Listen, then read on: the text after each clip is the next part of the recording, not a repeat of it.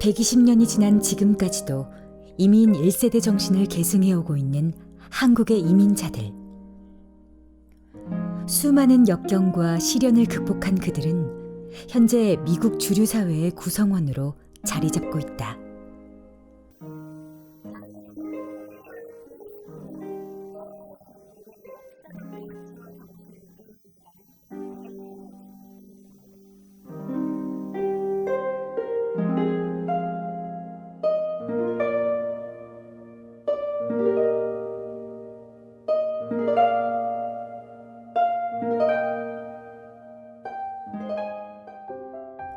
맑고 드높은 하늘과 아름다운 해변, 그리고 눈앞에 펼쳐진 광활한 자연 덕분에 태평양의 낙원이라 불리는 아름다운 섬 하와이. 하와이는 북태평양 동쪽에 위치한 미국의 50번째 주로 한국 해외 이민 역사의 모태요 산실이 되고 있다.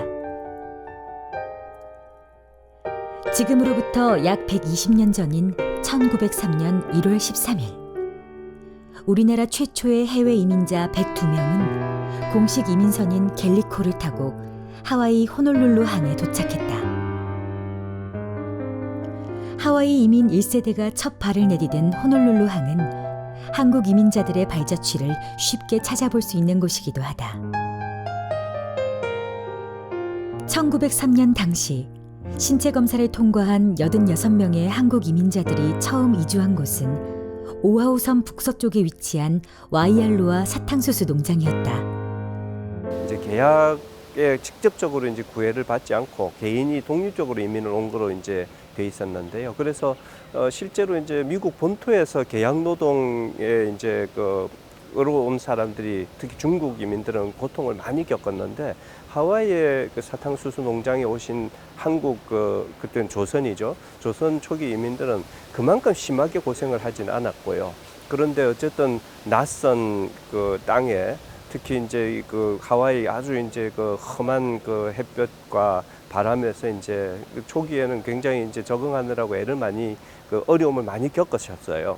그렇지만 다른 어느 민족보다도 하와이에 오신 한인 이민들은 빨리 적응하고 또 그 직접적인 계약의 규제를 받지 않았기 때문에 이제 일정한 기간 이후에는 이제 다른 분야로 그러니까 업종도 바꾸고 이제 사회에 진출을 많이 했어요. 그래서 하와이 이민들이 자리 잡은 그 이제 하와이 이민의 역사는 굉장히 모범적이고요. 또 하와이 내에서도 한인의 이민에 대해서는 굉장히 높게 평가하고 있죠.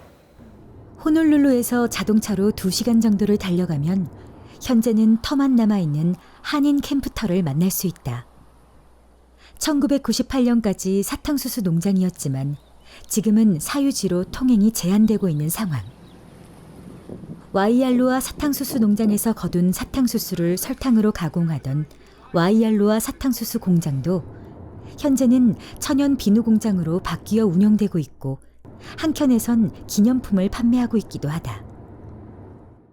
First Korean immigrants did have a very difficult time here, but so did all of the other immigrants, the Japanese immigrants, the Chinese immigrants, the Filipino immigrants. They all had difficult times. And at first, all of them were separate. They weren't really working together. They worked together, but they didn't really assimilate. What's really changed is on the plantations, what would happen is they would start to share food. They would start to share words so they can communicate. So we have the Pidgin English language, which is a mix of everything. They would share their cultures with everybody. And so Hawaii has become a great melting pot. 한인 이민 1세대들의 흔적은 빅 아일랜드 섬 힐로에서도 찾아볼 수 있다. 1903년 하와이에 첫 발을 내디딘 한국 이민 1세대들은 1910년 한일 병합조약으로 국권을 상실한 민족이 되고 말았다. 살아남기 위해 어쩔 수 없이 선택한 이민이었지만 돌아갈 고향이 없어졌다는 사실은 크나큰 충격이었다. 그들은 스스로를 보호하고 일제에 침탈당한 국가를 되찾기 위해 하나로 똘똘 뭉치기 시작했다. 이제 하와이에 사는 한인들은 스스로 조직을 많이 만들었어요.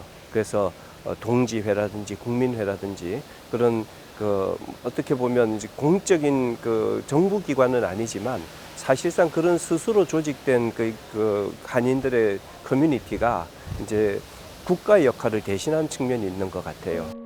한국 이민 1세대들은 1903년 신민회를 설립한 것을 비롯해 1909년 국민회를 창립하는 등 하와이 한인들의 구심체 역할을 하며 구국운동을 활발히 전개해 나갔다. 특히 존스 목사의 주선으로 하와이에 온 인천 내리교회 교인들은 와이알로아 한인 감리교회를 세우고 조선의 독립과 근대화를 이끄는 교두보 역할을 자처했다. 독립운동 자금을 보내 조선의 독립운동을 적극 지원했으며 교육 및 장학 사업도 함께 실시했다. 2011년 세워진 파와아 인하공원과 2013년 제작된 미주한인 이민 110주년 기념비는 하와이의 교육운동이 조국으로 이어진 완벽한 디아스포라의 귀환이란 평가를 받고 있다. 그러니까 하와이 이민 간 우리 조상들이 중국과 일본인보다 훨씬 먼저 학교를 만들고 교육을 실시를 했던 거죠. 해외에서 성공적으로 정착할 수 있었던 가장 큰 이유는 우리 민족 특유의 성실함과 교육열이었거든요. What I see from the Koreans that grew up here, they really valued education and hard work. And I think because of those values, they become very successful. 한인 최초의 하와이주 대법원장을 역임한 로널드 문, 2000년부터 2008년까지 빅아일랜드 시장을 역임한 해리 킴, 그리고 미국 LPGA 무대에서 활약한 미셸 위의 성공은 인내하고 또 인내한 한인 1세대의 교육열과 희생 덕분이었다. 해외 한인 디아스포라의 첫 출발점을 이룬 하와이 이민 1세대들은 이제 하와이 곳곳에 위치한 공동묘지에 고이 잠들어 있다. 독립운동가 민찬호를 비롯해 최근 공적이 알려진 고 김노디 지사까지 한국의 독립을 위해 애쓴 그들의 넋을 후손들이 기리고 있다. 미국 하와이 빅아일랜드에 위치한 동북아 평화재단을 설립한 류바구 이사장도 하와이에서 불굴의 도전 정신으로 성공한 한인 이민자 중 한 명이다. 지금 95세가 넘은 나이지만 아직까지도 동북아 평화재단 설립과 운영에 기반이 될 농장 일을 손에 놓지 않고 직접 트랙터를 끌고 있다. 죽을 고생을 했어요. 해가지고 미국 같은 나는 올해가 38년째인데 한 번도 논 적이 없어요. 그 농사일을 했다가. 남북한의 영세 중립을 통한 통일을 평생의 과업으로 삼고 있는 류바구 이사장. 그는 55,300평에 달하는 재단 기지를 확보하고 기금을 조성해 동북아 평화 사업에 앞장서고 있다. 동북아 평화를 위한 연구단체에다 지원하고 또 학생들 전 세계에 퍼져서 한국 사람들이 지금 유학하고 있는 학생들한테 장학금을 줘가지고 한반도 문제 해결이 안 되니까 인재를 기르고 지도자 기르고 지도자 연구하는데 연구비 도와주고 또 연구단체 지원하고 또 스스로 연구 활동을 재단이 중심으로 좀 하려고 그래요. 올해 한미수교 140주년, 미국 이민 120주년을 맞이해 하와이 대학교 한국학연구소는 제23회 세계 코리아 포럼을 개최했다. 각국 지도자들과 오피니언 리더들이 함께 모여 한반도 평화와 국제 평화의 길을 모색했는데 냉전 재현과 충돌 현상, 평화 공존 과제, 그리고 디아스포라 문화와 가치라는 3대 키워드를 재조명하고 새로운 방향을 제시하는 뜻깊은 자리였다. 이제는 이제 확대되어 있습니다. 디아스포라의 정체성이 정서적인, 지리적인, 정치적인 국경을 넘어서는 거죠. 어찌 보면은 전 세계인이 다 디아스포라라고 할 수 있고 개개인으로 보면 어제의 경계에서 내가 뛰어넘는 거, 지금의 내 경계에서 뛰어넘는 거, 그것이 디아스포라의 궁극적인 정체성이라고 할 수 있죠. 그래서 화합하고 만나고 네트워킹하고 한인들의 이 사회 내에서의 역할, 또 미래의 비전, 또 그들의 정체성은 과연 어떠해야 될까? 또 나아가서 한국과 미국에 사는 한인들은 어떤 식의 관계를 맺어야 하고 또 전 세계적으로 제외에 있는 한인들과 이제 한국 아주 발전해가고 있는 한국은 또 어떤 서로 그 협력 관계를 만들어 가야 될지 이런 걸 다 함께 생각해보는 그런 시기가 된 것 같아요. 지금 하와이에는 약 5만 명의 한국계 이민자들이 중국계, 일본계와 어우러져 삶의 터전을 이루면서 살아가고 있다. 이런 하와이 한국 이민자들의 자랑스러운 역사를 기리고 보존하기 위해 건립된 것이 바로 한국이민사박물관이다. 한국이민사박물관은 대한민국 최초의 이민사박물관으로 지난 2003년 미주 한인 이민 100주년을 기념해 우리나라 첫 공식 이민의 출발지였던 인천 월미도에 개관했다. 2003년서부터 건립을 시작해서 전 세계 각지에 뻗어나간 동포들이 유물들을 기증해 주셨거든요. 하와이 이민 1세들이 마지막 본 고국의 땅이 월미도예요. 그래서 그 월미도에 한국이민사박물관이 들어섰다는 것은 보다 좀 더 특별한 의미가 있다고 할 수 있겠습니다. 해외 동포들의 땀과 노력이 고스란히 담긴 한국이민사박물관은 인천 계양장을 조국의 마지막 땅으로 밟은 이민 디아스포라의 정신을 잘 나타내고 있다.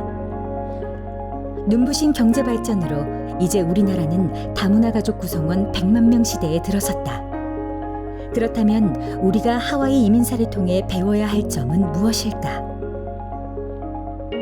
대한민국이 발전하려면 이 포용력을 이제 키워나가야 되는 거예요. 우리가 포용해야 할 대상은 너무나 많죠. 가난한 사람도 있고, 신체가 우리와 같지 않은 사람도 있고, 또 이제 외국인들도 있을 거예요. 광복 이전에는 자신의 목숨을 내걸거나 독립자금을 출연해서 모국의 주권을 회복하려고 노력했고, 그 외에는 모국이 잘 살게 되게끔 모국 공헌을 했단 말이에요. 이런 재동포들의 모국 기여가 없었다면 지금의 대한민국의 모습은 미래일 수도 있는 거예요.